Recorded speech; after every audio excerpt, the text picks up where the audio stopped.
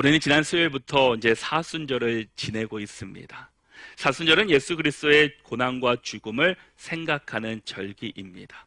그래서 사순절이란 부활절까지 주일을 제외하고 40일간의 기간을 말합니다. 그래서 사순절은 부활절을 기다리면서 신앙 성장과 회개를 통한 영적 훈련의 시기이며 또 자신의 죄를 대속하기 위해 십자가에 달려 돌아가신, 고난당하신 예수님의 죽음을 묵상하는 시기이기도 합니다. 사순절은 초대교회 성도들이 그리스도께서 이 인간의 죄를 대속하기 위해 찢기신 살과 또 흘리신 피를 기념하는 성찬 예식을 준비하며 또 주님이 겪은 그 순환에 동참한다는 의미를 가진 금식 행했던 것으로부터 유래하고 있습니다. 우리가 사순절을 보내면서 과연 올해 사순절을 과연 우리가 어떻게 보낼 것인가, 또 어떻게 그 길을 걸어갈 것인가, 과연 우리가 담당해야 될 그 영적 싸움의 자리가 있을 것인데 그것이 무엇인지 살펴보고 우리가 당할 시험을 어떻게 승리할 것인지를 오늘 예수님의 모습을 통해서 우리가 함께 말씀을 나누고자 합니다. 철학자였던 베르자 예프라는 사람이 이런 말을 남겼습니다. 세 가지 시험은 예수님이 받으신 시험일 뿐 아니라 동시에 우리 모든 인간의 시험이다라고 이야기했습니다. 예수님이 받으셨던 이 시험의 본질이 우리도 받게 되는 시험이며 동시에 우리가 싸워야 될 그 믿음의 싸움이다라는 겁니다. 여러분, 모든 싸움의 본질은 눈에 보이는 대상에 있지 않습니다. 에베소서 6장 12절의 말씀을 보면은 우리의 씨름은 혈과 육을 상대하는 것이 아니요 통치자들과 권세들과 이 어둠의 세상 주관자들과 하늘에 있는 악의 영들을 상대함이라라고 말씀합니다. 성경 우리에게 말씀하시기를 우리의 씨름은 혈과 육이 아니다라는 겁니다. 가장 어리석은 사람은 눈에 보이는 사람과 싸우는 사람입니다. 다른 사람들과 다투고 비난하는 것은 사탄에게 이용당하는 것입니다. 사실 다툼과 갈등의 원인은 외부에 있지 않습니다. 바로 우리 내부에 있습니다. 나의 문제입니다. 사탄은 나의 문제를 보지 못하게 하고 다른 사람의 문제만 보게 합니다. 그리스도인들의 싸움은 눈에 보이는 싸움이 아니라 우리의 싸움의 대상은 눈에 보이지 않는 곳에 있습니다. 내 옆에 있는 사람이 싸움의 대상이 아니다라는 말입니다. 그 사건이, 그 상황이 나의 싸움의 대상이 아닙니다. 신앙이 없는 분들은 믿음의 영적 싸움을 하지 않습니다. 왜냐? 내 마음대로, 내 뜻대로, 내 감정대로 행하기 때문입니다. 그러나 믿음을 가진 사람은 믿음의 싸움, 영적 싸움을 해야 합니다. 왜냐? 우리의 싸움의 대상이 눈에 보이는 대상이 아니다라는 것을 우리가 알기 때문입니다. 우리 모두가 오늘 말씀을 통해 과연 믿음의 싸움이 무엇이고 그 믿음의 싸움을 우리가 어떻게 이겨나가야 되는지에 대해서 함께 살펴보려고 합니다. 오늘 성경이 말씀하시는 시험의 정의가 무엇입니까? 여러분, 시험이라는 것은 우리가 어떤 고난이나 이 고통의 형태로 느껴지는 것인데 그것은 세 가지로 우리에게 다가오게 합니다. 셋 중에 하나가 무엇인지는 우리는 잘 모르지만 셋 중에 하나를 통해서 우리 가운데 시험이 찾아오게 됩니다. 그 세 가지가 무엇이냐 봤더니 먼저는 테스트입니다. 그리고 연단입니다. 그리고 유혹입니다. 그런데 이것을 통틀어서 우리는 시험이라고 이야기하는데 거기서 이 시험 가운데서도 이 테스트와 연단은 하나님이 주시는 시험입니다. 그리고 이 유혹은 마귀가 주는 시험입니다. 우리가 큰 틀에서는 테스트, 연단, 유혹을 시험이라고 우리는 국한해서 그런 공통적으로 말하게 됩니다. 그러면 우리에게 시험을 주시는 이유가 무엇이겠습니까? 우리 하나님은 우연이나 실수가 없으신 하나님이십니다. 하나님께서 우리에게 주시는 모든 것은 분명한 목적과 이유가 있을 것입니다. 우리에게 시험을 베푸시는 그것도 분명한 목적과 이유가 있다라는 겁니다. 마귀는 그 유혹은 마귀가 주는 시험입니다. 마귀가 우리를 유혹하는 이유가 무엇이겠습니까? 그것은 우리의 믿음을 떨어뜨리기 위함입니다. 하나님과 멀어지게 하려는 유혹입니다.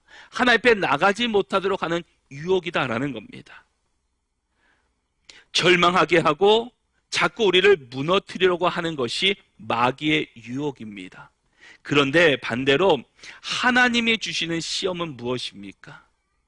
그 시험은 바로 그 시험을 허락하신 이유는 무엇입니까? 하나님이 허락하셨다는 것은 그 시험에는 분명한 유익이 있다라는 겁니다. 시편 119편 71편의 1절을 말씀을 보면은 고난당한 것이 내게 유익이라 이로 말미암아 내가 주의 율례들을 배우게 되었나이다 라고 말씀합니다. 고난당한 것이 유익이다. 이것은 하나님께서 우리에게 주신 시험이었습니다. 여러분, 우리가 당하는 시험에는 크게 두 가지입니다. 하나님이 주신 것과 마귀가 주는 것입니다. 우리가 구별할 수 있어야 하는데 사실은 구별하기가 쉽지만은 않습니다. 그런데 오늘 본문 말씀에서 우리가 어떻게 우리가 받는 이 믿음의 싸움, 믿음의 시험을 승리할 수 있는지를, 그 방법을 예수님의 시험을 통해서 우리에게 말씀해 주고 있다는 겁니다. 우리는 이 세상에서 계속해서 영적 싸움을 해야 합니다. 믿음의 싸움을 싸워가야 합니다. 우리가 살아가는 삶 속에서도 늘 세상과 부딪히면서 그 세상 속에서 우리는 믿음의 싸움을 싸워야 되는데, 그 믿음의 싸움에서 우리가 어떻게 대처하고 어떤 방법으로 우리가 승리할 수 있을지를 오늘 이 예수께서 마귀에게 받으신 세 가지 시험을 통해서 우리가 함께 말씀을 나눠보도록 하겠습니다. 우리 3절의 말씀을 같이 한번 읽어보겠습니다. 우리 3절 말씀 함께 읽겠습니다. 마귀가 이르되 내가 만일 하나님의 아들이어든 이 돌들에게 명하여 떡이 되게 하라. 아멘. 예수님은 하나님이시면서 인간이셨습니다. 그래서 이 땅에 인간의 몸으로 이끄시고 오셔서 인간이 겪었던 모든 일들을 예수님도 겪으셨습니다. 그리고 예수님은 이곳에 오실 때 40일을 금식하셨습니다. 금식하시는 분은 아시겠지만 하루, 이틀, 3일 지나면 어떻습니까? 어떤 생각이 드십니까? 예수님을 더 깊이 체험하고 성령으로 충만하고 영적으로 충만하지만 한 가지 생각나는 것이 있습니다. 음식이 생각납니다. 그래서 배고픔을 느끼게 됩니다. 먹고 싶은 음식이 계속해서 생각을 하지 않는데 머릿속에서 계속 떠오릅니다. 그리고 어느 순간 되면 금식이 끝나면 내가 뭐부터 먹어야지 그것을 머릿속에 작성하는 사람들이 생기게 됩니다. 예수님은 하루도 아니고 이틀도 아니고 인간이 극한이라고 여기는 40일 동안 금식하셨습니다. 40일이 금식하셨으니 얼마나 줄이셨겠습니까? 얼마나 배고프셨겠습니까? 그때 마귀가 나타나서 이 돌들에게 명하여 떡이 되게 해봐라 라고 이야기합니다. 그런데 그 앞에 뭐라고 말합니까? 만일 하나님의 아들이어든, 내가 하나님의 아들이라면 이 돌들을 명하여 떡이 되게 해보라라고 유혹하고 있습니다. 사실 얼마나 매력적인 유혹입니까? 거부하기 쉽지 않은 유혹이었습니다. 그러나 예수님은 그 유혹에 넘어가지 않습니다. 예수님은 모든 것을 할 수 있으신 전지전능하신 하나님이십니다. 그런데 예수님은 마귀의 유혹에 넘어가지 않으시고 예수님은 말씀하십니다. 4절 말씀을 보시면 예수께서 대답하되 기록된 바 사람이 떡으로만 살 것이 아니라 하였느니라 라고 말씀합니다. 이 말씀은 신명기 8장 3절의 말씀을 인용한 것입니다. 우리 8장 3절의 말씀을 같이 한번 읽어보겠습니다. 함께 읽겠습니다. 너를 낮추시며 너를 줄이게 하시며 또 너를 알지 못하며 내 조상들도 알지 못하던 만나를 내게 먹이신 것은 사람이 떡으로만 사는 것이 아니요 여호와의 입에서 나오는 모든 말씀으로 사는 줄을 내가 알게 하려 하심이니라. 아멘. 마귀는 우리에게 반응하라고 이야기합니다. 본능대로, 감정대로 움직이라고 이야기합니다. 그런데 예수님은 반응이 아닌 말씀에 응답하며 살라라고 이야기하고 계십니다. 예수님은 마귀의 시험을 능력이 없어서 돌로 떡이 되게 하지 않으신 것이 아닙니다. 우리 예수님은 하나님이시기에 전지전능하신 분이십니다. 모든 것을 할 수 있는 분이십니다. 병든 자를 고쳐주시고 죽은 자를 살리시고 많은 사람을 줄인 자들을 먹이셨던 하나님이셨습니다. 그런데 예수님은 눈에 보이는 반응대로 살지 않으시고 하나님의 말씀에 응답하며 사셨다라는 겁니다. 마귀는 돌들로 떡이 되게 하라. 마음대로 지금 내 몸에 배고프면 그 배고픔을 반응하며 살라라는 겁니다. 그러나 하나님께서는 뭐라고 말씀하셨습니까? 사람이 떡으로만 사는 것이 아니라 하나님의 말씀으로 산다라고 말씀하고 계십니다. 바로 우리는 감정이나 그 마음에 따라 살아가는 사람이 아니라 하나님의 말씀에 응답하며 살아가는 사람들이다라는 겁니다. 여러분, 우리가 이 세상을 살아갈 때 세상은 우리에게 즉각적으로 반응하라라고 이야기합니다. 그것이 현명하고 옳은 길이라고 이야기합니다. 그러나 이것이 그들은 승리의 길이라고 이야기합니다. 그러나 성경은 그렇게 말하고 있지 않습니다. 요즘은 게임 중독보다 쇼츠나 리스에 중독된 사람들이 참 많이 있습니다. 그래서 자기 전에 그것을 보면서 한두 시간 후떡후떡 지나가는 것을 볼 수 있게 됩니다. 그런데 오늘 과학 채널 플러스라는 잡지에서 이거에 대한 실험을 한 결과치가 있습니다. 그 내 부위에 대한 실험을 하는데 이 쇼츠나 이런 것에 중독된 사람은 충동 절제가 안 된다라는 결과를 발표하게 됩니다. 그리고 뇌 부위의 영역에서 그리고 능동적 사고와 관련된 부분이 약해졌다라는 결과를 제시했습니다. 여러분, 이 시대는 우리에게 감정적으로 즉흥적으로 반응하며 살아가라고 말하고 있습니다. 그러다 보니까 사춘기 아이들이 하는 행동을 때로는 우리가 당연하게 여기게 됩니다. 그때는 다 그런 거야. 그냥 참 내버려둬야 돼 라고 이야기합니다. 그런데 참 놀라운 사실이 한 가지 있는 것은 이 유대인들에게는 사춘기가 없다라고 이야기합니다.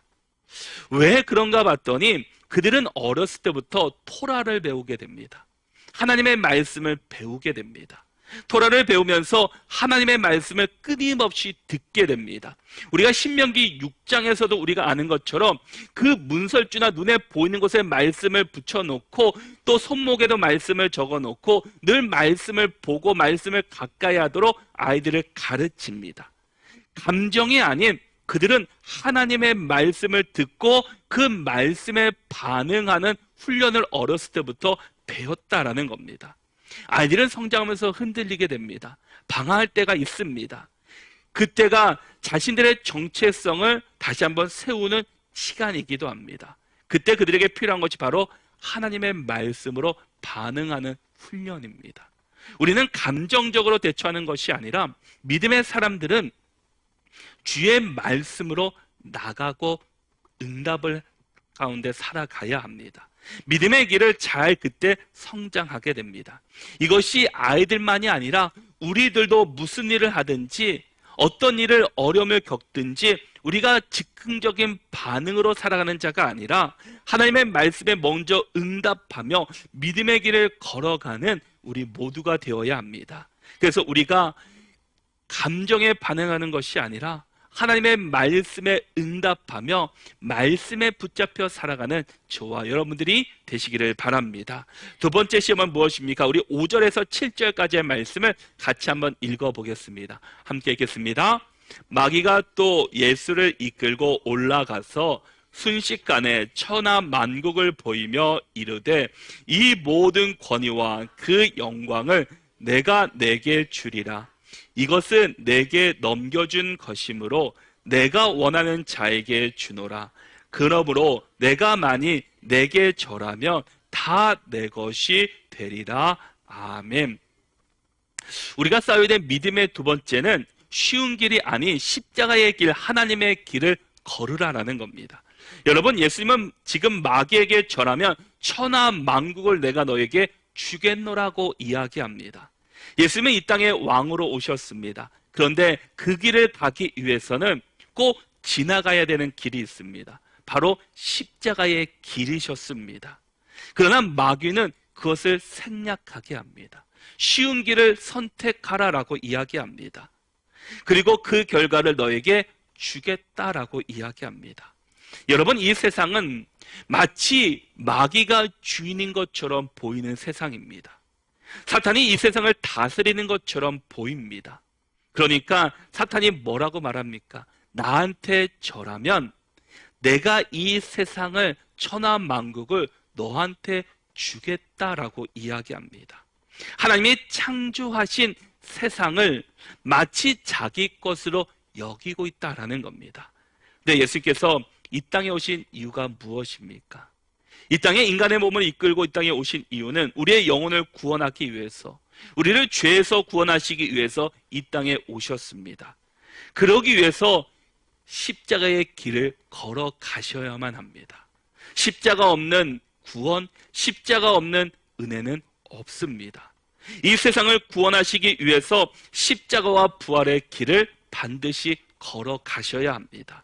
그런데 마귀는 이 과정을 생략하고 내 말대로만 한다면 예수님도 쉽게 사명을 이룰 수 있는 기회가 찾아온 것입니다. 십자가라는 대가를 치르지 않고도 손쉽게 사명을 이룰 수 있는 기회입니다. 십자가를 걷지 않아도 그 길을 갈 수 있는 좋은 방법이었습니다. 근데 예수께서 그때 말씀하십니다. 8절 말씀을 보시면 예수께서 대답하여 이르시되 기록된 바 주 너의 하나님께 경배하고 다만 그를 섬기라 하였느니라 라고 말씀합니다. 이 말씀은 신명기 6장 13절의 말씀을 인용한 것입니다.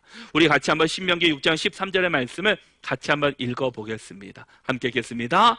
내 하나님 여호와를 경외하며 그를 섬기며 그의 이름으로 맹세할 것이니라. 아멘. 신명기 말씀은 이스라엘 백성들이 가나안 땅에 들어가서 이 가나안 땅을 차지하게 되면 바로 그 자리에서 하나님을 경외하며 섬기며 하나님의 이름으로 예배하라라고 주시는 말씀입니다. 그런데 이 가나안 땅을 정복하기 위해서는 과정이 필요합니다. 가나안 땅을 정복하기 위해서는 그 땅에 살고 있는 아낙 자손들과 치열한 싸움을 해야 합니다. 싸움에서 승리해야지 그 땅을 차지할 수 있습니다. 전쟁의 시간, 이 헌신의 시간이 필요했다라는 겁니다. 그 전쟁의 시간이 없이는 그 땅을 차지할 수는 없었습니다. 그런데 그 전쟁을 누가 하셨습니까? 하나님이 하셨다라는 겁니다. 이스라엘 백성들은 그 전쟁을 하기 위해서 좋은 무기, 좋은 전략, 많은 군사력이 있는 것이 아니라 하나님께서는 그들에게 내 말대로만 하라라고 말씀합니다. 그래서 많은 나라들이 그 싸움에서 그 성을 이기기 위해서 여리고 성을 함락하기 위해서 많은 전투를 했지만 어느 나라도 그 땅을 점령한 그 족속들이 없었습니다.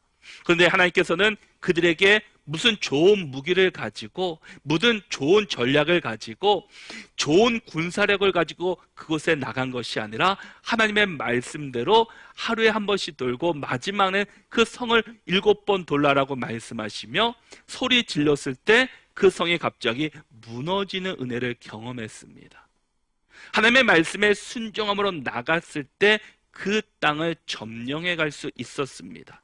전쟁의 시간이 끝난 후에 너는 여호와를 경외하며 그를 섬기며 그의 이름으로 맹세하며 예배하라라는 겁니다. 이 모든 것이 하나님께서 하셨다라는 것을 그들에게 보여주시기 위함이며 그것을 기억하며 살라라는 겁니다. 그런데 사탄은, 마귀는 뭐라고 말합니까? 우리에게 손쉬운 결과를 얻으라고 이야기합니다. 대가를 치르지 않아도 된다라고, 번거롭게 안 해도 된다라고, 그냥 쉽게 그 일을 하라라고 이야기하고 있습니다. 여러분, 이 세상은 바로 이런 세상입니다. 우리에게 정말 정직하게, 정말 그 자리를 엉덩이를 붙이면서 일하는 사람들에게 어리석다라고 세상 사람들은 이야기합니다. 손쉬운 방법이 있는데 손쉬운 길을 택하지 왜 이렇게 어려운 길을 택하냐라고 이야기합니다. 그러나 성경은 뭐라고 말씀하십니까? 십자가의 길을 가라라고 이야기합니다.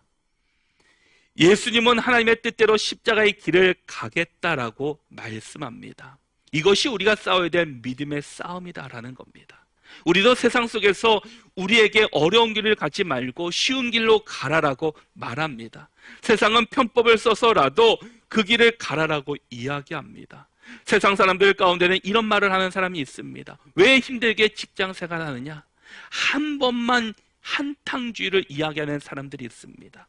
그래서 도박을 하면서 불법을 행하면서 한꺼번에 그것을 일확천금을 얻으려고 하는 사람들이 우리 주변에 얼마나 많이 있습니까? 학생들이 좋은 성적을 얻기 위해서는 어떻게 됩니까? 시간을 들여서 공부해야 합니다. 시험 전날 하나님 앞에 나가서 주님, 시험 문제를 봤을 때 정답이 매지가이처럼 번호가 올라오게 해주십시오 라고 기도만 하루 종일 한다면 그 다음날 시험이 어떻게 되겠습니까? 100점 맞겠습니까? 아니, 그런 경우는 없습니다.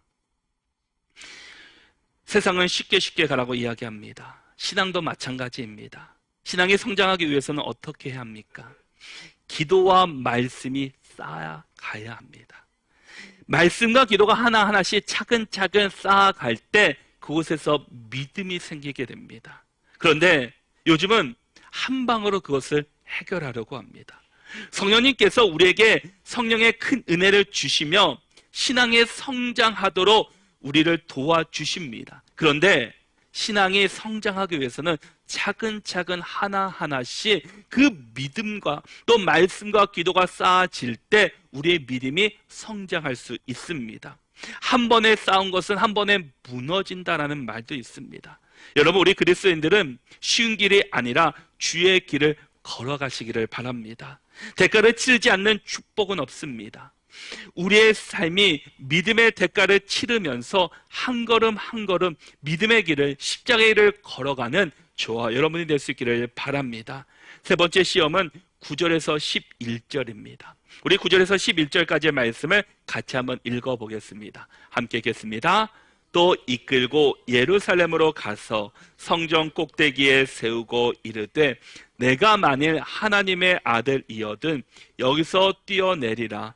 기록되었으되 하나님이 너를 위하여 그 사자들을 명하사 너를 지키게 하시리라 하였고 또한 그들이 손으로 너를 받들어 내 발이 돌에 부딪히지 않게 하시리라 하였느니라. 아멘. 세 번째 시험이 무엇입니까? 만일 하나님의 아들이거든 성전 꼭대기에서 뛰어내어 보라라는 겁니다. 그러면 사자들이 명하사 너를 지키게 하실 것이라라고 말씀하고 있습니다. 지금 마귀가 예수님의 마음에 의심을 품게 하고 있다라는 겁니다. 내가 하나님의 아들이거든, 정말 너가 하나님의 아들이라면 뛰어내보라라는 겁니다. 뛰어내리면 분명히 하나님께서 사자를 보내셔서 너를 지켜주실 것이다 라고 그들 가운데 의심을 또 시험하게 하고 있습니다. 이 말씀을 듣고 예수님은 뭐라고 말씀하십니까? 12절의 말씀을 보면 예수께서 대답하여 이르시되 주 너의 하나님을 시험하지 말라 하였느니라 라고 말씀합니다. 이 말씀은 신명기 6장 16절에서 말씀하고 있습니다. 우리 같이 한번 읽어보겠습니다. 너희가 마사에서 시험한 것 같이 너희의 하나님 여호와를 시험하지 말고 말씀합니다. 여러분, 우리는 하나님을 향한 믿음으로 살아가는 사람들입니다. 우리는 그리스도인들입니다. 하나님의 자녀들입니다. 그러기에 우리는 이 세상 속에서 믿음으로 살아가야 하는 사람들입니다. 복음을 고백하며 살아가야 하는 사람들입니다. 하나님께서 내가 너와 함께 하시겠다, 너를 지켜주시겠다, 내가 너와 동행하시겠다라고 우리에게 말씀해 주셨습니다. 그런데 우리는 그 말씀을 계속해서 의심합니다. 과연? 정말? 그럴까라고 우리 안에 의심을 품게 합니다. 그것이 마귀가 우리에게 주는 마음입니다. 하나님께서는 분명히 성경에서 우리에게 말씀하셨습니다. 내가 너와 함께 하겠다. 너가 가는 곳곳마다 내가 너를 지키고 보호해 주시겠다라고 말씀하고 있습니다. 그럼 우리는 그 믿음을 가지고 살아가기만 하면 됩니다. 근데 우리는 그 안에 마귀가 우리의 마음 가운데 의심을 주기 때문에 우리는 그렇게 살아감에도 불구하고 늘 의심하며 살아갈 수 있고 있다라는 겁니다. 오직 주님만이 우리의 구원자이시고 전지전능하신 하나님이십니다. 우린 그것을 기억해야 합니다. 우리 안에 의심이 아닌 믿음이 있을 때 우리가 흔들리지 않고 온전한 길을 걸어갈 수 있기 때문입니다. 그런데 우리는 하나님을 의심하고 있습니다. 나를 사랑한다면, 나의 구원자가 되신다면 이렇게 해 주십시오. 보여주십시오. 눈으로 그것을 확인해 주십시오 라고 우리는 이야기하고 있습니다. 우리 인간은 자기 중심적입니다. 불안한 사람은 10가지 중에 이 9가지가 안정적이라 할지라도 한 가지가 불안하면 이 모든 것을 불안함으로 느끼게 됩니다. 그리고 의심하는 사람은 10가지 중에 9가지가 확실한데 한 가지가 의심스러우면 모든 것을 그 의심스럽게 생각합니다. 믿음은 내가 보고 싶은 것을 보는 겁니다. 히브리서 11장 1절의 말씀을 보면 믿음은 바라는 것들의 실상이요 보이지 않는 것들의 증거니라고 말씀합니다. 믿음은 바라는 것들의 실상이다라고 말씀합니다. 믿음은 바라는 것입니다. 우리가 보고 있는 것은 내가 믿는 것을 보게 됩니다. 보는 것은 눈의 활동이 아니라 마음의 활동이다라는 겁니다. 내 마음에 있는 것을 우리가 보게 되게 됩니다. 내 마음에 갖고 있는 것이 우리의 입으로 나오고 우리가 그것을 본다라는 겁니다. 여러분, 우리가 그리스도인이라면 의심이 아니라 우리는 믿음으로 살아가야 합니다. 믿음의 사람은 믿음으로 살아가는 사람들입니다. 예수님이 받은 시험은 우리가 신앙생활하면서 우리도 받게 되는 시험들입니다. 그런데 그 시험을 어떻게 우리가 이겨나가겠습니까? 예수님만 받으셨던 시험이 아니라 예수님은 인간의 몸을 입으시고 이 시험을 당하셨습니다. 우리도 이 세상을 살아가면서 누구나 이런 시험들을 우리가 경험하게 됩니다. 그 시험의 자리 앞에서 우리는 과연 어떻게 반응할 것인가? 또 어떤 모습으로 살아가시겠습니까? 우리가 시험에서 승리하기 위해서 말씀으로 응답하는 삶을 살아가야 합니다.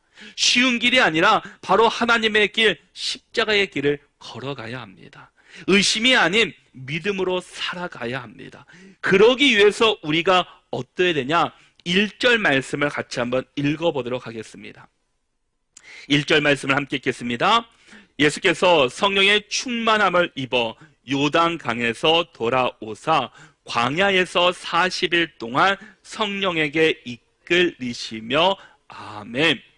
예수님께서 이 땅에 오셨을 때, 요단강에서 나오셨을 때 성령에 충만했다라고 이야기합니다. 성령에 충만했기 때문에 그 말씀으로 승리하셨고 하나님의 말씀으로 그 마귀의 유혹을 이기셨습니다. 우리가 살아가는 이 세상 속에서 우리에게 필요한 것이 바로 성령에 충만한 삶입니다. 성령에 충만한 삶이 무엇입니까? 하나님으로 살겠다라는 겁니다. 하나님만을 의지하겠다라는 겁니다. 복음을 고백하겠다라는 겁니다. 내 힘으로, 내 능력으로, 내 뜻대로 살아가는 삶이 아니라 나의 주인이 하나님 되심을 고백하고 하나님으로 그 충만한 하나님의 인도하신 가운데 순종하며 살겠노라라는 겁니다. 우리가 성령으로 충만할 때 세상에 있는 그 유혹들을 우리는 담대하게 이겨낼 수 있습니다. 우리 안에 성령이 충만하지 않으니까 마귀가 우리를 공격하고 우리의 틈을 노려서 그것들을 사용해서 우리를 넘어뜨리게 합니다. 근데 우리가 성령에 충만하면 어떠한 것에서도 우리가 넘어지지 않습니다. 그러게 우리는 성령으로 충만해야 합니다. 우리는 시험을 피할 수는 없습니다. 그러나 예수님처럼 성령으로 충만하면, 말씀에 순종하면 그 유혹에 싸워 승리하는 삶을 살아갈 수 있게 될 것입니다. 우리는 이제 사순절을 보내고 있습니다. 사순절을 보내면서 우리가 과연 어떻게 하나님을 더 섬길 것인가? 어떻게 하나님을 더 기억하며 생각하며 살아갈 것인가? 그러면 반드시 마귀가 우리를 유혹할 것입니다. 우리를 넘어뜨리려고 할 것입니다. 그럴 때 이 말씀을 기억하며 우리가 말씀으로 반응하고 십자가의 길, 하나님의 길을 걸어가시고 믿음으로 살아가는 저와 여러분들이 될 수 있기를 바랍니다. 그래서 우리의 모든 삶이 예수님으로 충만하시고 성령으로 충만하셔서 우리가 걷는 그 길이 믿음의 길이 되시고 복음을 고백하며 살아가는 우리 모두가 다 되시기를 바랍니다.